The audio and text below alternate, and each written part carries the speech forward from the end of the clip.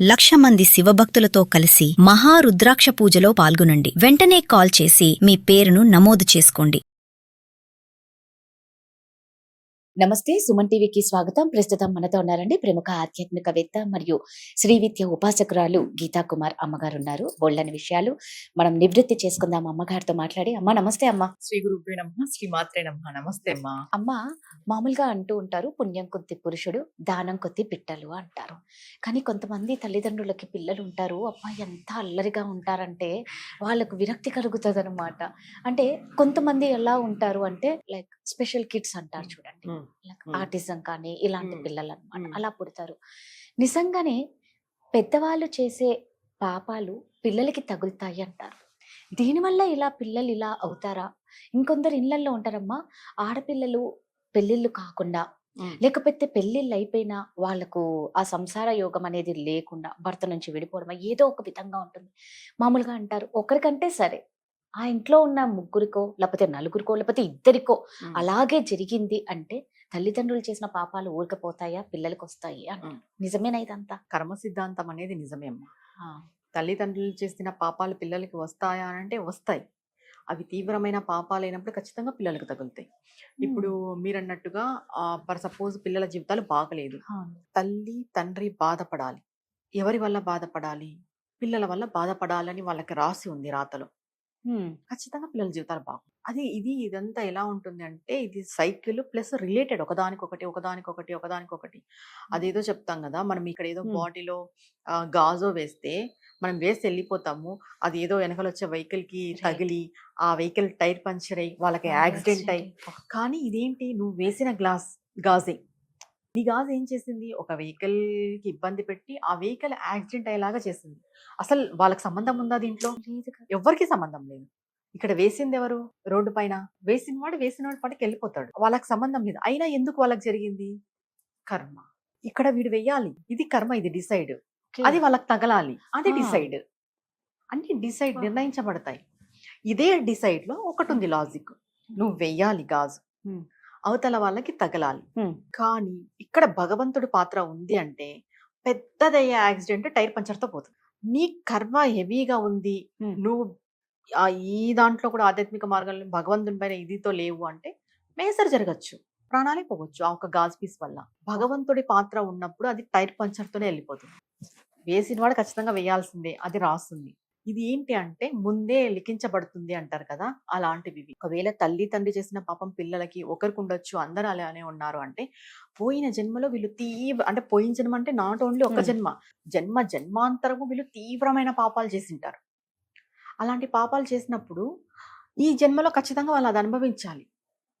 అది ఖచ్చితంగా అనుభవించాలి అన్నప్పుడు ఈ ఒక కూతురికైనా అలానే అయితే, ఒక కొడుకైనా అలానే అవుతుంది, ఇంకొకరికైనా అలానే అవుతుంది. వాళ్ళు పిల్లల వల్ల బాధపడాలి. వీళ్ళు ఇంతకు ముందు ఎవరినో ఇంతకంటే ఎక్కువ బాధ పెట్టినారు, ఈ జన్మాంతరం అనుభవించుకుంటూ వచ్చినారు. ఈ జన్మలో ఇంత మాత్రమే వీళ్ళకు ఉంది, ఇంకా ఎక్కువ జరగచ్చు, ఇంత మాత్రమే జరిగిందని మనం అనుకోవాలి. అనుకుంటేనే బతకగలమా అని అంటే అలా కాదు, ఇంకా ఎక్కువ. ఒకవేళ నీ పిల్లల జీవితం బాగలేదు, ఏదో మ్యారేజ్ ఇష్యూ అయింది, డివోర్స్ అయింది, ఒకవేళ నీ కూతురు బతికే ఉంది కదా, ఒకవేళ నీ కూతురే పోతే అది పూర్తిగా పనిష్మెంటే కదా. డివోర్స్ అయ్యి నీ కూతురు నీ కళ్ళ ముందర ఉంది, డివోర్స్ అనేది బాధ. ఒకవేళ కూతురే లేకపోతే శోభ. భగవంతుడు నీకు ఆ శోభని ఇవ్వలేదు, బాధ వరకే పెట్టాడు. ఇది యాక్సెప్ట్ చేయాలి ఎవరైనా కూడా. అంటే మాకే ఎందుకు ఇలా జరుగుతుంది, మా పిల్లల జీవితాలు ఎందుకు ఇలా ఉన్నాయంటే మీ పిల్లలు ఇంకా మీ కళ్ళ ముందర ఉన్నారు, సంతోషపడాలి. నిజమే, ఇంకా మీ చేతుల్లో ఉంది ఆప్షన్, చక్కబెట్టండి. ఆ లైఫ్ కాకపోతే ఇంకొక లైఫ్, సింగిల్ గా ఉన్నా పర్వాలేదు. వాళ్ళ జీవితంలో సింగిల్ గా ఉండాలని రాసి పెట్టంటే మీరు ఎన్ని ప్రయత్నాలు చేసినా సింగిల్ గానే ఉంటారు. వాళ్ళ జీవితంలో ఒకవేళ వాళ్ళకి చదువు అవ్వలేదు, చదువు కుదరలేదు, వాళ్ళు ఇంకొకటి ఏదో అవుతారు. నువ్వు చదవాలి అని ఎందుకు వాళ్ళని మెంటల్ టార్చర్ చేయడం? ప్రతి మనిషి పుట్టుక తీసుకున్న తర్వాత ఏదో ఒకటి అవుతారు. మనం వాళ్ళు కావడానికి సహాయం చేయాలి తప్ప మనం అనుకున్నదే కావాలని అనుకోకూడదు. పిల్లల్ని కనే వరకే మన బాధ్యత. వాళ్ళ రాతల్ని మనం కనము, వాళ్ళ రాతల్ని మనం ఏం రాయం కూర్చొని. భగవంతుడు రాసి పంపిస్తాడు. ఒక్కటే మనం ఏం కోరాలి, నా పిల్లలు బాగుండాలి, వాళ్ళ భవిష్యత్తు బాగుండాలి, వాళ్ళ భవిష్యత్తు బాగుండేలాగా చేయి తండ్రి భగవంతుడు అని మనం ఇంతవరకే మన పాత్ర. అది మిగతాదంతా దేవుడు ఆడే ఆటనే, కోరడం వరకే. అందుకే విధి వింత ఆట అంటారు. విధి ఆడే వింత నాటకాలు ఎవరికి అర్థం కావు, వాస్తవం అది. ఇప్పుడు మీరు అన్నారు, ఇప్పుడు స్పెషల్ చైల్డ్ అనేసి ఇమ్మెచ్యూర్ చైల్డ్ అన్నమాట. ఆ. వాళ్ళకి అంత మెచ్యూరిటీ ఉండదు. ఉండదు. ఇది అంగవైకల్యం అనే కాదు. ఒకవేళ అంగవైకల్యం అయినా కూడా ఉమ్. ఇక్కడ బోత్ ఏం జరుగుతుంది అంటే అంగవైకల్యంతో పుట్టడం వాళ్ళ కర్మ, ఉమ్. వాళ్ళకి సేవ చేసుకోవడం తల్లి తండ్రి కర్మ తెంపుకోవడం. అలాంటి పిల్లలకి సేవ చేస్తూనే ఉండాలి జీవితాంతం. అవును. వీళ్ళ తల్లి తండ్రి హెవీగా కర్మ చేసింటారు. ఆ కర్మ వాళ్ళకి సేవ చేస్తూ వీళ్ళు తెంపుకుంటున్నారు. ఇంకా ఒకవేళ ఇమ్మెచ్యూర్ చైల్డ్ పుట్టినారు అనంటే అది కూడా కర్మనే. ఒక ఉమ్. పిల్లవాడు పూర్తిగా ఆరోగ్యంగా పుట్టాలి అంటే పూర్వజన్మల సుకృతాలు చాలా ఉండాలి. చాలా ఉంటే తప్పితే పుట్టరు.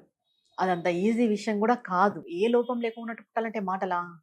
అట్లా ఇమ్మెచ్యూర్ చైల్డ్ పుట్టినప్పుడు జీవితం అంతా మనం వాళ్ళకే అంకితం చేయాలి. వాళ్ళని ఒక కంట కాదు 10 కంటలు కనిపెట్టుకుంటూ ఉన్నా కూడా తక్కువే.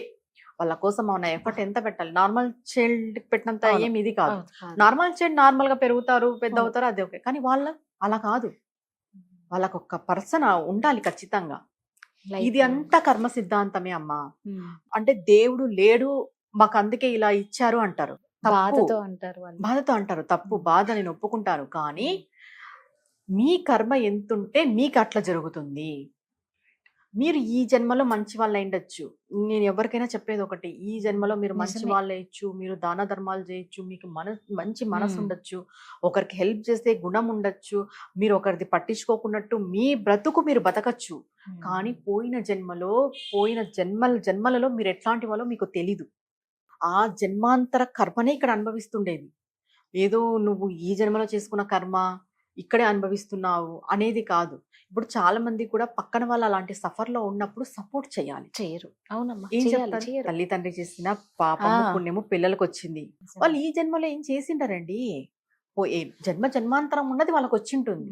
వాళ్ళు ఆ కర్మ తెంపుకోవాలనే వాళ్ళు జన్మ తీసుకొని ఉంటారు. అరే ఏ జన్మలో ఏం జరిగిందో మీరు ఇలా ఉండండి, ఏం కాదు, ముందుకెళ్ళండి, సపోర్ట్ 4 మంచి మాటలు.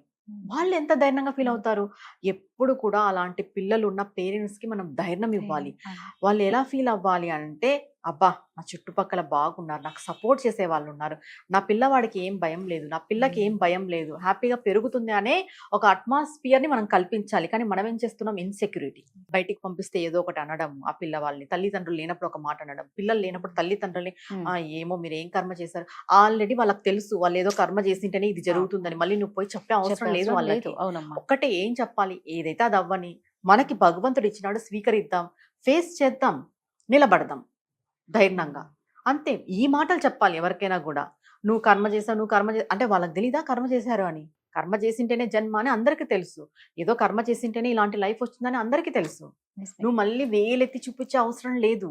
అయితే సపోర్ట్ చేయి, లేదా ఏం అంతే. మాట్లాడద్దు, నోరు మూసుకొని ఉండు. మరి అంతే. మామూలుగా అంటారు కదమ్మా, అప్పట్లో అయితే గత జన్మలో అంటే ఎన్నో పోయిన జన్మలో లేకపోతే ఉంటది. ఇప్పుడు మాత్రం ఇన్స్టెంట్ గా నీకు ఈ జన్మకు ఈ జన్మే నీకు కర్మ వస్తది, ఆ పనిష్మెంట్ పడాలి అని అంటారు. మరి అది కూడా నిజమేనా? అవును, కొన్ని ఇన్స్టాంట్ కర్మలు ఉంటాయి. ఆ. ఎలా అంటే ఫర్ సపోజ్ ఒకరు మెటల్ దిగి వెళ్తుంటారు, ఎగ్జాంపుల్ ఆ. పడతారు. ఆ. వాళ్ళని చూసి మనం నవ్వినామనుకో, ఆటోమేటిక్ 1 గంటకో 2 గంటలకో మనం కూడా ఎక్కడో వచ్చి పడతాము. ఆ. ఇది ఇన్స్టాంట్ కర్మ. మనల్ని చూసుకుని ఇంకొకరు నవ్వుతారు. ఇవి ఇన్స్టాంట్ గా జరుగుతాయి. అంటే కర్మ అనేది ఎట్లుంటుందంటే, సాధు సత్పురుషులు భగవంతుని నమ్ముకొని ఉండేవాళ్ళు, భగవంతుడే శరణు అని బతికే కొన్ని జీవితాలు ఉంటాయి. అవునమ్మా. అలాంటి వాళ్ళ జోలికి వెళ్తే ఉమ్. ఈ చోట కర్మ, ఈ చోట, ఇది వాస్తవం. ఎవరైనా మంచి మనసుని బాధ పెట్టినారనుకో, ఆ. అది with in 1 year 2 years 6 months 3 months 3 days 3 hours లో వచ్చేస్తుంది ఈ జన్మలోనే. అందుకే సాధు సత్పురుషులను కానీ, భగవంతుని నమ్ముకొని జీవితం సాగించే వాళ్ళని కానీ డిస్టర్బ్ చెయ్యొద్దు, ఇబ్బంది పెట్టద్దు, వాళ్ళని ఒక మాట అనద్దు. ఎందుకంటే వాళ్ళకి ఈ ప్రపంచంతో పని లేదు, వాళ్ళు ఈ నిజమే. ప్రపంచంతో పని పెట్టుకొని బతకరు, వాళ్ళు భగవంతుడితో సంబంధం పెంచుకోవడానికే బతుకుతారు. అలాంటి వాళ్ళని నువ్వు ఒక మాట కూడా అనద్దు. అన్నావు అంటే నీకు ఇప్పుడు ఆల్రెడీ నువ్వు కర్మజీవి, పోయిన జన్మలది అనుభవించకే నువ్వు ఇది తీసుకున్నావు. మళ్ళీ నీకు ఆగామి కూడా బ్యాడ్ కర్మనే అయి వస్తుంది, అది ఇక్కడే అనుభవిస్తావు. పోయిన జన్మలది అనుభవిస్తావా? దీన్ని కూడా ఇది యాడ్ చేసుకొని ఎంతని అనుభవిస్తావు? అందుకు మంచి పనులు చేయాలి. ఇంకొకటి ఇక్కడ గుర్తుపెట్టుకోవాల్సింది ఏంటంటే, ఇప్పుడు చాలా మంది ధర్మం తప్పుతారు, సమస్యలు వస్తాయి, చెడు మార్గం ఎంచుకుంటారు. అది ఏదైనా అవ్విండొచ్చు, కానీ తప్పు. ఆల్రెడీ నీకు ఇంత కష్టాలు ఉన్నాయి, నువ్వు ఇంత ఇబ్బంది పడుతున్నావు అని అంటే నీ కర్మ బాగలేకే ఇబ్బంది పడుతున్నావు. రానున్న ఆగామిని కూడా నువ్వు పాడు చేసుకోవద్దు. ఆగామి కర్మ అనేది నీకు మంచిగా ఉండాలి. అవును. ఆల్రెడీ నీకు తెలుసు నువ్వు ఇబ్బంది పడుతున్నావు, నువ్వు కష్టపడుతున్నావు, నీ అవును. జీవితం బాగలేదు, నీ రాత బాగలేదు అని. నువ్వు ఇక్కడ మంచి కర్మ చేస్తే నీకెంతనా కష్టం ఉంది. నువ్వు పరుల కోసం ఆలోచించి నీ కొరకు కాకోకున్నట్టు అంటే పూర్తిగా పరుల కోసం అని కాదు, నీ కోసం ఆలోచించిన స్వార్థం ఉండకూడదు, ఒకరిని చెడపాలి అనే దురుద్దేశం ఉండకూడదు. నువ్వు పరుల కోసం పరుల మంచి అంత మంచి ఆలోచించి నీకు ఎంత కష్టం వచ్చినా నువ్వు బతుకు. ఆ కష్టం భగవంతుడు ఎలా తీస్తాడో కూడా మనకు తెలియదు, తీసేస్తాడు. నిజం. నువ్వు బతకాలి అని నిర్ణయించుకోవాలి. ఉమ్. నువ్వు ఆల్రెడీ కష్టపడుతున్నావు కర్మ బాగలేక, దీంట్లోనూ తప్పుడు పనులు చేసావనుకో వచ్చే కర్మ కూడా బ్యాడ్ కర్మగా రూపుదిద్దుకుంటుంది. ఆగామి కూడా. ఆగామి కర్మ అనేది మన చేతుల్లో ఉంటది. ఉమ్. మనం నెక్స్ట్ జన్మ ఎలా ఎత్తాలి ఏంటి అనేది ఏదో భగవంతుని దీంతో మనం జన్మ ఎత్తాం, నిజం. దాన్ని మంచిగా రూపుదిద్దుకోవాలి. రూపుదిద్దుకోవాలి. అందరికీ అన్ని తెలిసిండవు, ఏదో ఒక టైంలో తెలుసుకునే టైం వచ్చినప్పుడు తెలుసుకొని మెలగాలి మెలగాలి. ఎలా అవును. ఉండాలి ఏంటి అనేది. కరెక్ట్ అమ్మా. చాలా చక్కగా చెప్పారమ్మా. ధన్యవాదాలు. నమస్తే అమ్మా.